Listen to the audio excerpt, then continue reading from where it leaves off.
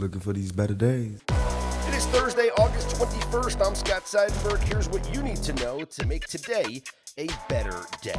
The Yankees continue to homer. The Dodgers lose as massive favorites once again. And just how important is it to play your quarterback in the preseason? We'll have plenty of that coming up in just a few minutes. First off, I want to thank all of you for tuning in. It's been a great first week, and we look to continue the success here on the Better Day podcast. If you haven't done so already and you're listening to this for the first time, welcome aboard. I am solo this episode, but most of the time I will have a co-host with me for this podcast. And I hope you guys subscribe, follow, like the podcast, give a little rating and review wherever you get your podcasts from: Apple, Spotify, Amazon, iHeart, all the favorite players there. And for exclusive articles, research, and for picks, yes, the picks, make sure you go to our website, betterday.com. That's Bettor, as one of my Twitter followers, South Beach, tweeted at me at Scott's On Air to remind people the proper spelling, Bettor day. Betterday.com is the website. We post the picks there, but you also get the picks in the daily newsletter. So by becoming a subscriber to Better Day, it's free right now, you get access to a daily email newsletter that is basically a recap of everything that we discuss here on the podcast, everything you need to know to have a better day, including the picks as well. Plus, you'll have access to the articles and the research that we are constantly putting up there. Have an interesting piece that's going to go up here later this week. I'll tell you about it coming up on this pod, and it has to do with quarterbacks that we could be looking to fade in week number 1 of the NFL season as a direct result of how much they played in the preseason. Speaking of the NFL preseason, week 3 of the preseason will continue tonight. We do have 2 games on the schedule for tonight. The Steelers are at the Panthers, Pittsburgh a 5.5-point favorite, and the Patriots are at the Giants. The Giants a heavy 6.5-point favorite. And we've talked about this before, but the lines on these preseason games are moving so much. We've had so much movement on a ton of these games, and with good reason for some, because of information about quarterbacks playing or starters playing or not playing, and some just because of the way that teams have looked so far in the preseason, like the New York Giants, who have looked great this preseason. Jackson Dart has certainly opened eyes as a legit quarterback, well, at least in the preseason, and giving Giants fans and a lot of people around the NFL hope that the future is bright there for the New York Giants. There is a preseason game tomorrow that I am very intrigued by betting, and that is the New York Jets hosting the Philadelphia Eagles. That is tomorrow night, and we'll talk more about this on tomorrow's pod, but the Jets are 2-point favorites right now over the Eagles, and something that came out yesterday in the news made me bet the New York Jets against the Eagles in this third preseason game. And no, it wasn't the Jets getting a couple of defensive tackles in a trade. A couple of trades went down yesterday, but the Jets did get Harrison Phillips from the Vikings and Jawan Briggs from the Browns, 2 defensive tackles that they brought in to kind of shore up their defense, especially the middle of that defensive line next to their star player, Quinnen Williams, part of a bunch of trades that were made yesterday in the NFL. But that's not the story I'm talking about. The story I'm talking about was about the Jets' secret practice on Sunday. Now, you guys are listening. You're like, what the hell are you talking about, Scott? Well, according to reports, after the Jets got, mollywopped by the Giants on Saturday in their second preseason game, head coach Aaron Glenn was not thrilled with the team. And so he and Jets players held a special secret practice where no other coaches were there. The media was not allowed, and this was behind closed doors. It was just Aaron Glenn and the players. And Justin Fields called the plays for the offense. Jamie Sherwood, their middle linebacker, called the plays for the defense. The players ran their own drills, and Aaron Glenn was the only coach there with the team. Now, to me, this sounds a lot like Herb Brooks with Team USA in the 1980 Olympics when they got embarrassed by Russia in the exhibition game at Madison Square Garden, and he had them doing the laps and running the suicides or skating the suicides on the ice as a punishment. Remember the again, Again, those of you who watched the movie Miracle will remember that scene. That was a true story that occurred. And then the team kind of rallied and responded after that. It kind of feels like that to me with Aaron Glenn here.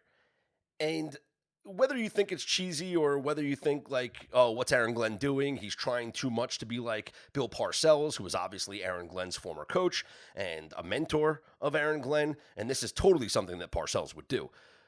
But to me, it signals that the Jets are a team to bet on tomorrow night in week 3 of the preseason. And why do I think that?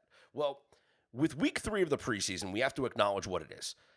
It's the last chance for a lot of these practice squad players and extra players on the roster to put stuff on tape to either get signed to their current team or get signed to their practice squad, or maybe another team goes out there and picks them up. It's not really about the starters going out and playing, and it's not really about winning the game.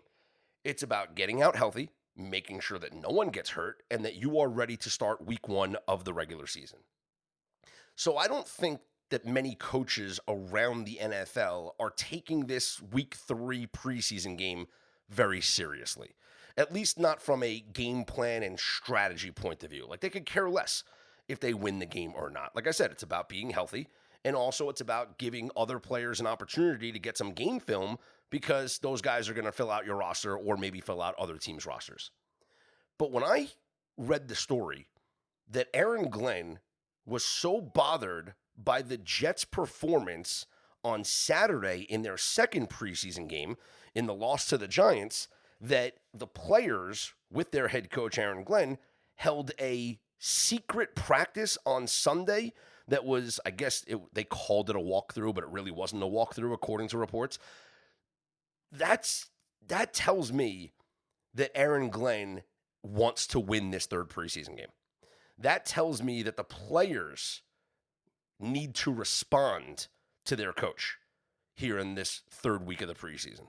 And so whereas other teams might not take it seriously or might not care about the results, to me, finding out that Aaron Glenn had a secret practice with his players with no other coaches there, no media, and word didn't leak out about this until yesterday on Wednesday, it tells me that he is coaching to win this game here on Friday night. So tomorrow night, I would look at the Jets, currently 2-point favorites at home against the Philadelphia Eagles. For tonight's game, we know we're not going to get Aaron Rodgers for the Pittsburgh Steelers, but we're not going to get any starters for the Carolina Panthers either.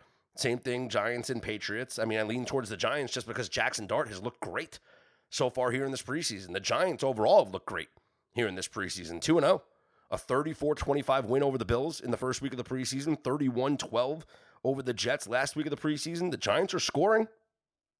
Jackson Dart scoring. And what more do you want to see from this team? This is a talented group.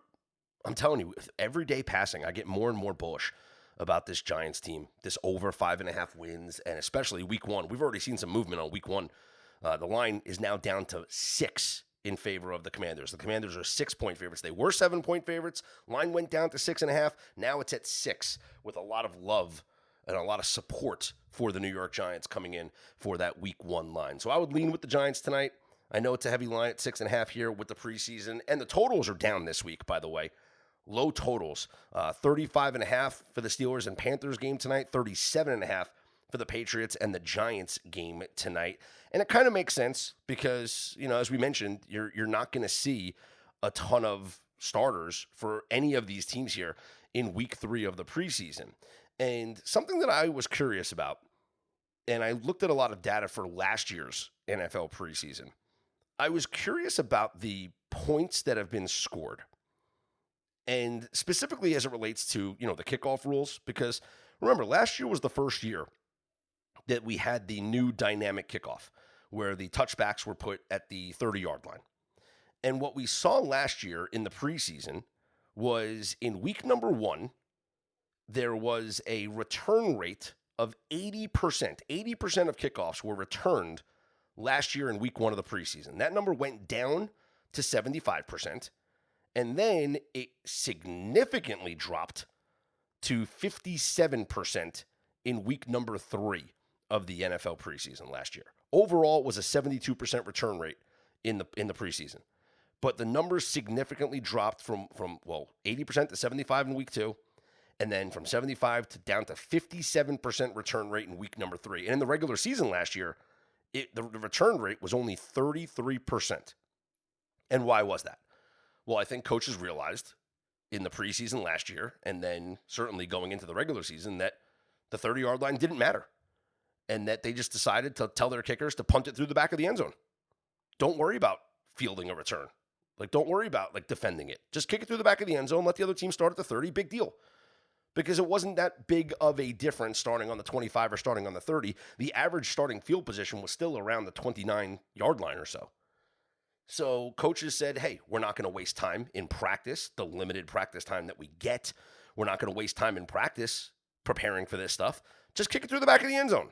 And so that's what we saw. We saw them learn that in the preseason and then carried over into the regular season where, again, the return rate in the regular season was only 33%. This year, and the scoring. Let's talk about the scoring last year in the preseason before we get to this year's numbers. Last year in the NFL preseason, in the first 2 weeks, there was only 30.9 points per game on average. In week 3 of the preseason last year, when kick returns went down, the scoring actually went up to 42.3%.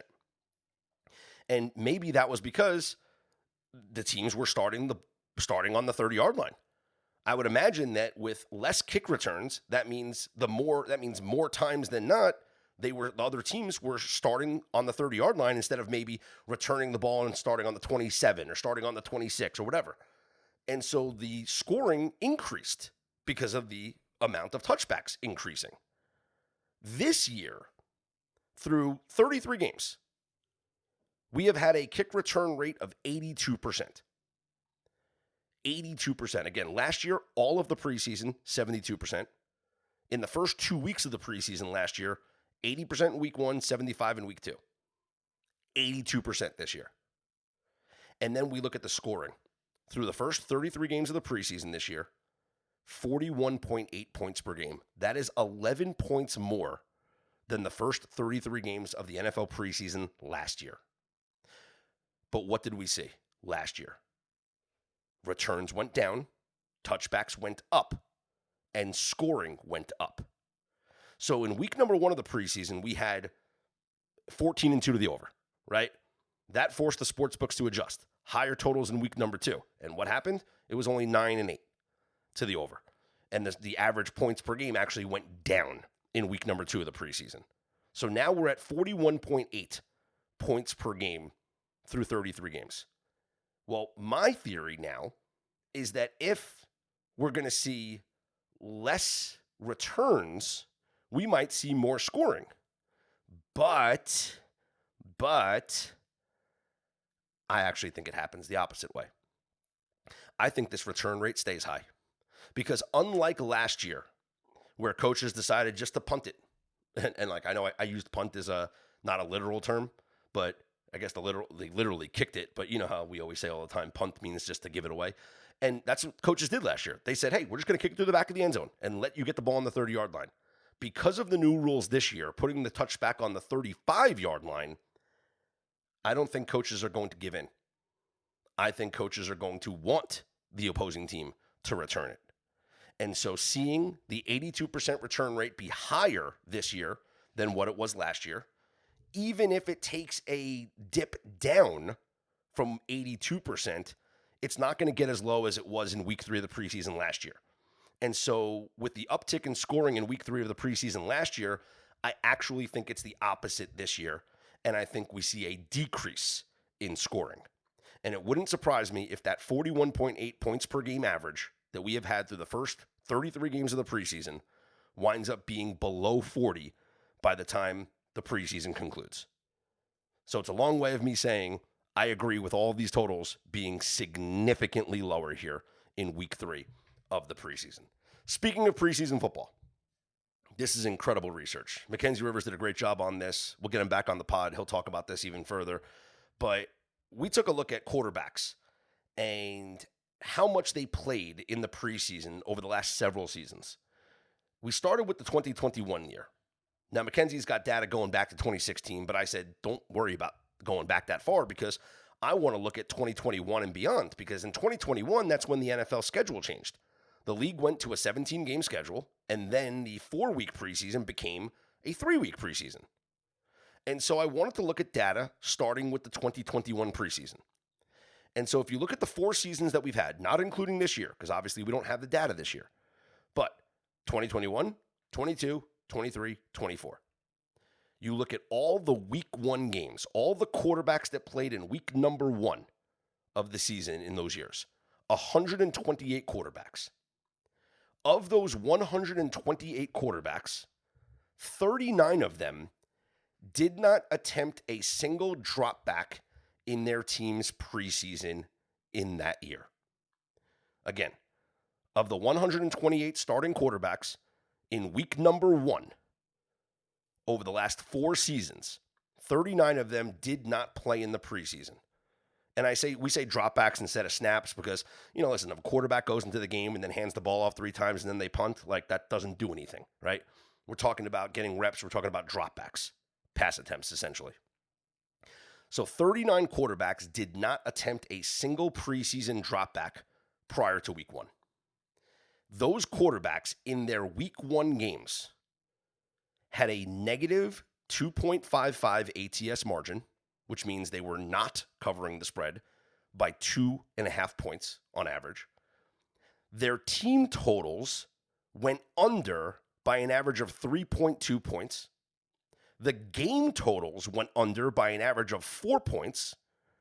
In the first half, these teams were a negative 1.92 ATS, which means they weren't covering the first half spread on average by almost 2 points. Their first half team totals were going under by 1.76 points. And the first half unders in general were going under by 1.6 points. All this data is telling us that when a quarterback does not play in the preseason, when he has 0 dropbacks in the preseason, they underperform. The teams do underperform in week number 1. They go under all of these numbers. The ATS margin, again, under 2.5 points they're not covering by. Their team totals go under by 3.2 points. The games go under by 4 points. The first half ATS is negative 2. The first half team total is almost negative 2. The first half total is negative 1.6. And so who are we looking at here for week 1 of the week 1 of the NFL season coming up shortly? Here are the list of quarterbacks that have not played here this preseason. These quarterbacks have not had a single dropback in this preseason. Michael Penix of Atlanta, Lamar Jackson of Baltimore, Josh Allen, Bills, Joe Flacco, Cleveland, Dak Prescott, Dallas, Jared Goff of the Lions, Matthew Stafford of the Rams, Jalen Hurts of the Eagles, Aaron Rodgers of the Steelers, and Baker Mayfield of the Bucs. Now, Stafford, we can kind of put the pause button on him because we don't know about his back and the situation there and if he's going to play in week number 1 in their game against the Texans. But Rams 2.5 point favorites against the Texans. Total is 43.5. Now, we don't have team totals yet or first half numbers just yet because we're not there yet. Those numbers will populate the week of the games. We do have a first half number on the first game of the year, that Thursday night, the Cowboys and the Eagles. The total in that game is 46.5. The first half total is 23.5. And the Eagles are 7-point favorites in that game. See, it's interesting because some of these quarterbacks are playing against each other. Like in that first game, Dak Prescott against Jalen Hurts. In that first Sunday night game, we're going to see Lamar Jackson against Josh Allen. Bills currently 1.5 point favorites, total of 51.5. Atlanta and Tampa will play each other. The Bucs are 1.5 point favorites. Total is 47.5. Then you got Joe Flacco and the Browns, 5.5 point dogs against the Bengals. Total is 46.5. Jared Goff and the Lions are 1.5 point dogs against the Packers. Total is 49.5. And Aaron Rodgers, 3 point favorites at the Jets. Total is 38.5. I'd be looking to fade every single one of these quarterbacks. Now, that doesn't necessarily mean just betting against them against the spread. Maybe it's the team totals. Maybe it's the game to go under. Maybe it's the first half team total. But the data shows us that when your quarterback doesn't take a single drop back in the preseason, over the last 4 seasons since the preseason got shortened to 3 games, all of these quarterbacks on average underperform in week number 1. Again, 39 quarterbacks in the last 4 seasons have not played a single drop back in the preseason. They go under their team total by 3.2 points per game in week number 1. The games go under by 4 points per game. Their ATS margin is negative 2.5. Their first half ATS margin is almost negative 2. First half team total goes under by 1.76. First half total goes under by 1.6. I'd be looking at a lot of unders. I'd be looking at a lot of team totals to go under, and especially maybe first halves we just isolate. But, I mean, look at the games where the quarterbacks play each other. Eagles, Cowboys. How about that first half under 23.5? Bills and Ravens. How about a first half under? Falcons and Bucks, same thing. That's the way I'm going to look to attack week number 1. We'll have more data on this, a little bit more of an explanation. We're going to post an article up on the website, bettorday.com. Again, bettorday.com. We'll have a full article there for you, and we'll make sure that you get some of the information as well in your email newsletter. A couple of trades went down in the NFL yesterday. I mentioned the one by the Jets getting a couple of defensive tackles, but the Saints get wide receiver Devon Vele from the Denver Broncos, and the 49ers, who have some uncertainty at wide receiver. Demarcus Robinson has been suspended for 3 games, and they're also dealing with, the Jawan Jennings issue and his injury rehab. Obviously Brandon Ayuk rehabbing from injury as well. Really, the only healthy wide receiver they have is Ricky Pearsall.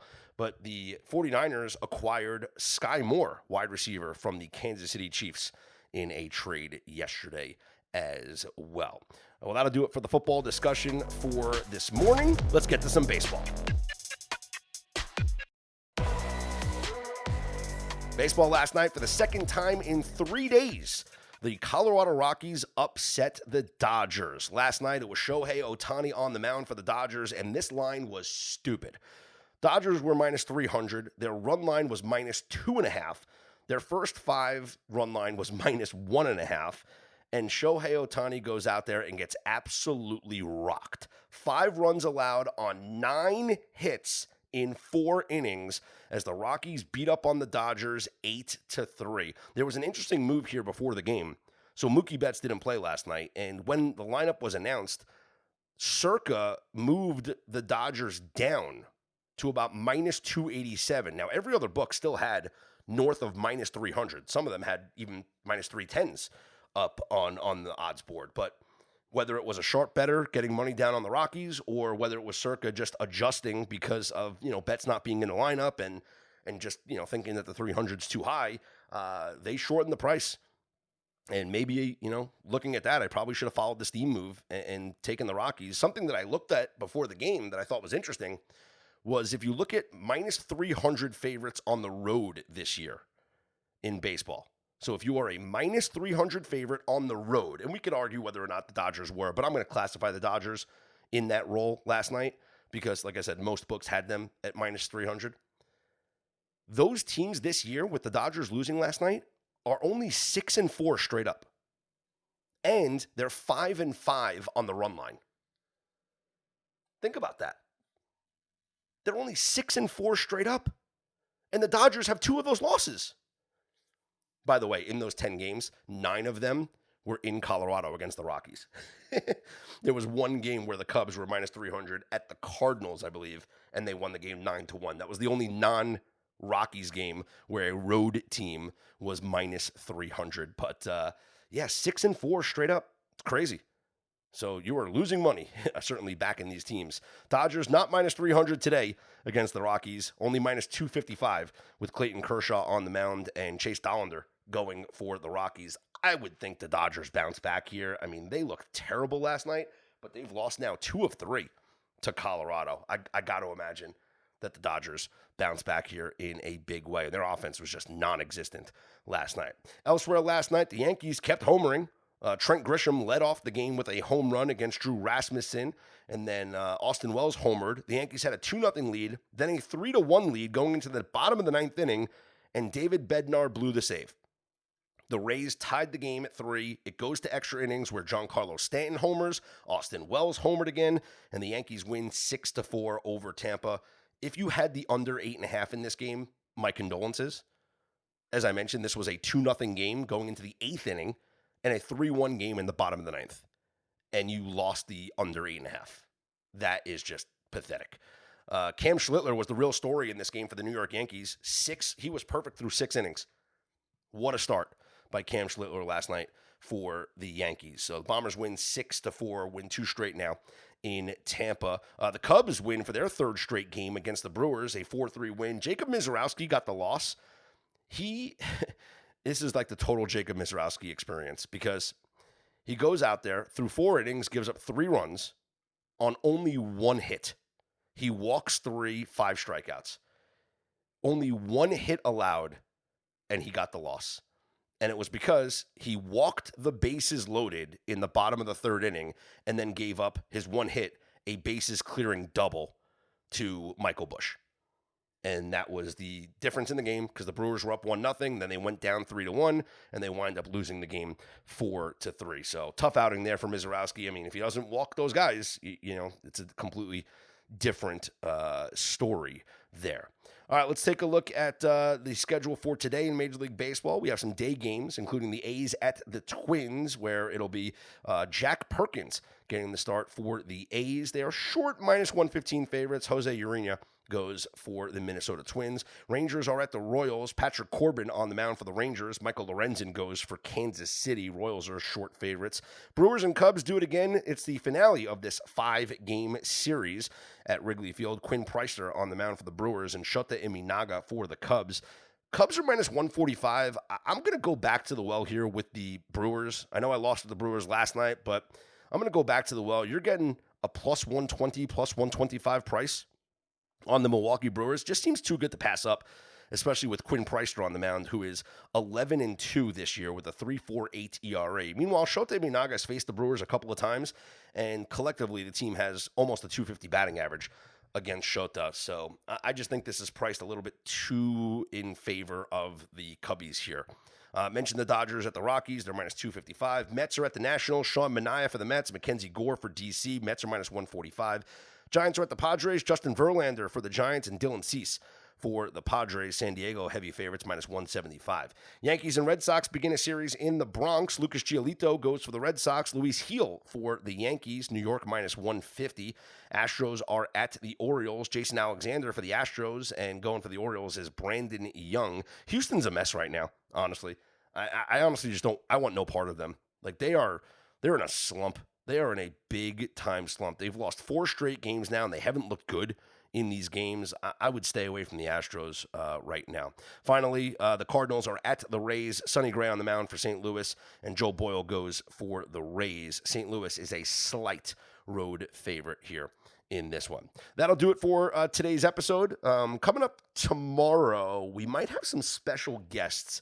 So I'll be at Circa later today for my VSiN show, and it is the ultimate contest sign-up weekend this weekend here at Circa, which means they're promoting everybody coming into town and signing up for both Circa Millions and Circa Survivor, and they're having a Radio Row. So I'm actually going to talk to a bunch of people later on today that will be at Circa at Radio Row, talking about obviously the contest sign-ups, but also just talking NFL. So whether it's a fantasy person or a betting person, like we're going to have some football people on. I'm going to try to get some interviews later on today at Circa. But I will be on VSiN, 7 o'clock Eastern time tonight. So you can tune in there. And then, of course, we'll have another episode of this podcast for you tomorrow morning. Make sure that you go to betterday.com, BETTOR. DAY, betterday.com. Subscribe, and you'll get the daily newsletter emailed to you every single morning. And then you'll have access to the picks page on the website as well, where you can track everything that we give out, not just on the pods, but also in the articles and just overall in some other plays that come about over the course of the day.